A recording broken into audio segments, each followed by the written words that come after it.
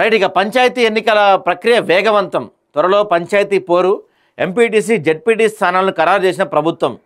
రాష్ట్రంలో మొత్తం 31 జెడ్పీ స్థానాలు, 566 ఎంపీపీ జెడ్పీటీసీ స్థానాలు, 5773 ఎంపీటీసీ స్థానాలు, 12788 గ్రామ పంచాయతీలు, 1.12 లక్షల వార్డులు ఉన్నట్టు పేర్కొన్న ప్రభుత్వం. ఈ మేరకు ఉత్తర్వులు కూడా జారీ చేశారు నిన్న. సో ఇక ఈ స్థానిక సంస్థల కోసం మెల్లగా మూవ్మెంట్ స్టార్ట్ అవుతుంది. మెల్లమెల్లగా ఒక్కొక్క అడుగు వేసుకుంటూ వెళ్తుంది గవర్నమెంటు.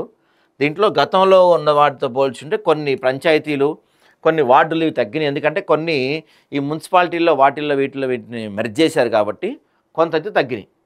సో రాబోయే స్థానిక సంస్థల ఎన్నికల కోసం తెలంగాణ జిల్లా పరిషత్ ప్రాదేశిక నియోజకవర్గం అంటే జెడ్పీటీసీ, మండల పరిషత్ ప్రాదేశిక నియోజకవర్గం అంటే ఎంపీటీసీ, గ్రామ పంచాయతీలు, వార్డు స్థానాల సంఖ్యను ఖరారు చేస్తూ రాష్ట్ర ప్రభుత్వం బుధవారం ఉత్తర్వులు జారీ చేసింది. రాష్ట్రంలో 566 జెడ్పీటీసీ స్థానాలు, ఆ మేరకు మండల ప్రజా పరిషత్ ఎంపీపీలు, 5773 ఎంపీటీసీ స్థానాలు, 12778 గ్రామ పంచాయతీలు, వార్డులేమో 112,694 ఉన్నట్టు వెల్లడించారు. 2019 ఎన్నికలతో పోలిస్తే రాష్ట్రంలో జెడ్పీటీసీ, ఎంపీపీ స్థానాలు, గ్రామ పంచాయతీలు కొంత తగ్గాయి. మేడ్చల్, మల్కాజ్గిరిని అర్బన్ జిల్లాగా మార్చడంతో జిల్లా పరిషత్ జాబితాను దాన్ని తొలగించారు. ఇక 2019 తర్వాత పురపాలికలు, నగరపాలికల్లో భారీ ఎత్తున గ్రామ పంచాయతీ విలీనమయ్యాయి. దీంతో పంచాయతీల వార్డుల సంఖ్య తగ్గింది.